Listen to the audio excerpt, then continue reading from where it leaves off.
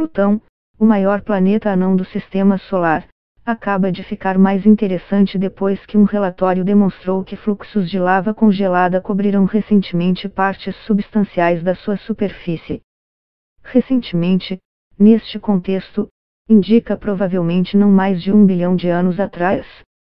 É claro que é muito tempo e não há indicações de que ainda haja vulcões ativos, mas é apenas um quarto da idade do Sistema Solar e ninguém sabe como Plutão gerou o calor necessário para alimentar essas erupções. Essa notícia, que chega cerca de 7 anos depois que a sonda New Horizons, da NASA, completou seu voo espetacular sobre Plutão, em 14 de julho de 2015, deve-se à análise das imagens e outros dados por uma equipe liderada pela cientista planetária Kelsey Singer, do Instituto de Pesquisas do Sudoeste em Boulder, no Colorado, Estados Unidos. A equipe de Singer chamou particularmente a atenção para um local montanhoso conhecido como Monte Wright, que se eleva a 4-5 km acima da superfície daquela região. Sua base tem cerca de 150 km de diâmetro e ele tem uma depressão central, um buraco, com 40-50 km de largura, cujo piso fica pelo menos no mesmo nível do terreno vizinho. Os cientistas afirmam que o Monte Wright é um vulcão e menciona a falta de crateras de impacto como evidência de que ele provavelmente não tem mais de 1 a 2 bilhões de anos. Muitas outras regiões de Plutão já existem há tempo suficiente para acumular grandes quantidades de crateras de impacto, mas nenhum fluxo de lava congelada recente as cobriu. Em comparação com outros vulcões, o Monte Wright é grande. Seu volume é de mais de 20.000 km3. Embora esse volume seja consideravelmente menor que os maiores vulcões de Marte, ele é similar ao volume total do vulcão Mauna Loa, no Havaí, e muito maior que o volume da sua parte acima do nível do mar. Isso é particularmente impressionante, considerando o pequeno tamanho de Plutão, cujo diâmetro é de cerca de 1/3 do diâmetro de Marte e 1/6 da Terra. Na vista detalhada, observa-se que as encostas do Monte Wright e grande parte das suas vizinhanças são repletas de elevações com até 1 km de altura e, em sua maioria, 6-12 km de diâmetro. A equipe concluiu que essas elevações são compostas principalmente de água congelada e não de gelo de nitrogênio ou metano, que cobre outras regiões jovens de Plutão. Os cientistas argumentam que isso é consistente com a resistência de material necessária para formar e conservar esses domos, mas reconhecem pequenos trechos de gelo de nitrogênio muito mais fraco, principalmente na depressão central. As elevações provavelmente foram criadas por algum tipo de vulcanismo de gelo, conhecido pelo termo técnico criovulcanismo, erupção de água congelada, em vez de rocha fundida.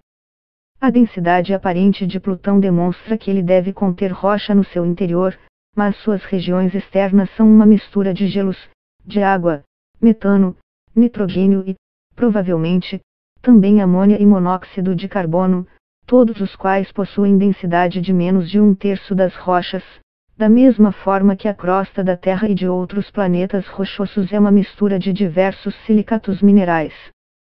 Com a temperatura bem abaixo de menos 200 graus C na superfície de Plutão, o gelo composto de água congelada é imensamente resistente. Ele pode formar e, em Plutão, realmente forma montanhas íngremes que durarão pela eternidade sem deslizar pelas encostas como as geleiras da Terra, que é muito menos fria e onde o gelo de água é mais fraco. É claro que o gelo se funde sob temperaturas muito mais baixas que as rochas.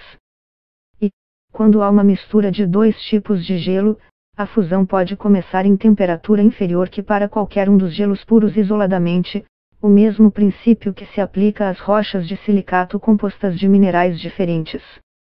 Isso torna a fusão ainda mais fácil.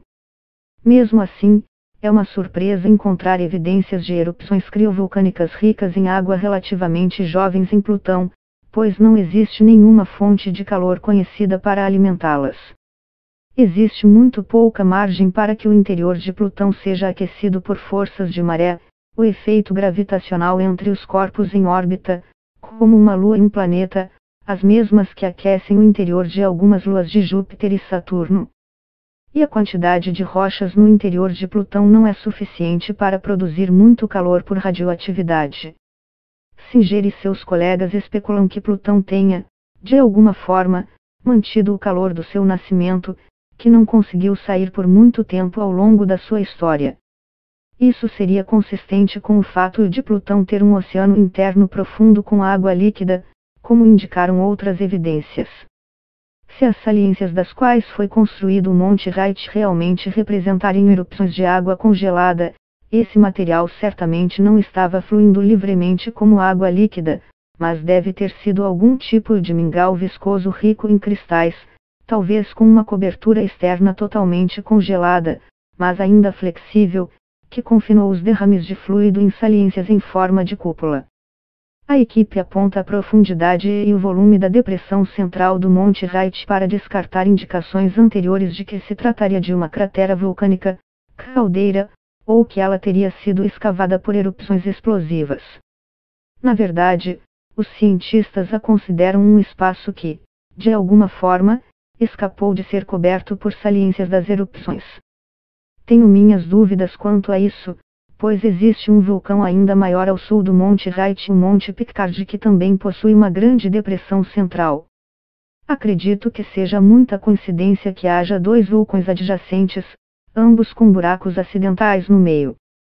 Acho mais provável que essas depressões centrais sejam inerentes de alguma forma à maneira como esses vulcões cresceram ou entraram em erupção.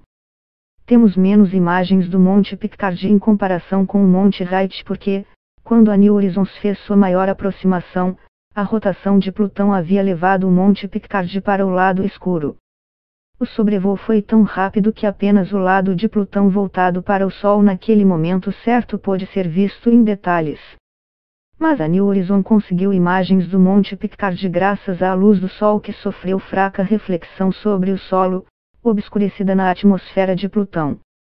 Foi um feito notável, mas nos deixou querendo saber mais.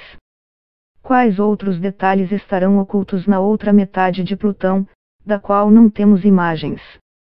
Provavelmente levaremos décadas para descobrir e poder aprender mais sobre como se formaram esses vulcões gelados.